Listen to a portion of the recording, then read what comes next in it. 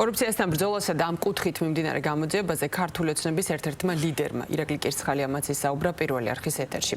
მისი თქმით, ვერც ერთი თანამდებობა, მათ შორის პოლიტიკური, ვერ იქნება ინდულგენცია.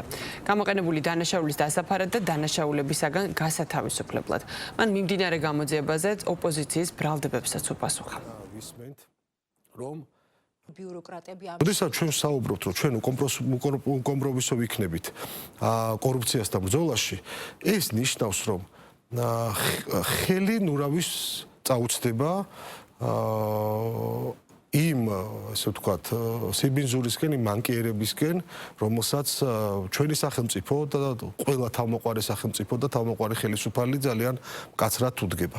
რაც შეეხება დაკავებების სერიას, ახლა აქეთ ამაზე ჩემი მხრიდან განცხადების გაკეთება ცოტა ესეთი არარელევანტური იქნება, იმიტომ რომ თუ კი გამოვლინდება რაიმე ფაქტი და ჩვენ ყველას კარგად გვახსოვს განცხადებებიც, რომ ასევე მიმდინარე გამოძიებები რაც არის, რამე გამოძიება თუ შეიძლება დაიწყოს, ჩვენ მოუწოდებდით, რომ მაქსიმალურად ვინ შეიძლება ჩართული ყოფილიყო, ესე ვთქვათ, ამ სქემაში, ამ ვთქვათ, ესე ვთქვათ, კორუფციულ აქტში, რომ მაქსიმალურად ეთანამშრომლოთ და ეს თანამშრომლობაც იქნებოდა ძალიან სწორად აღქმული და ძალიან სწორად დაფასებული შესაბამისი სამსახურების მხრიდან.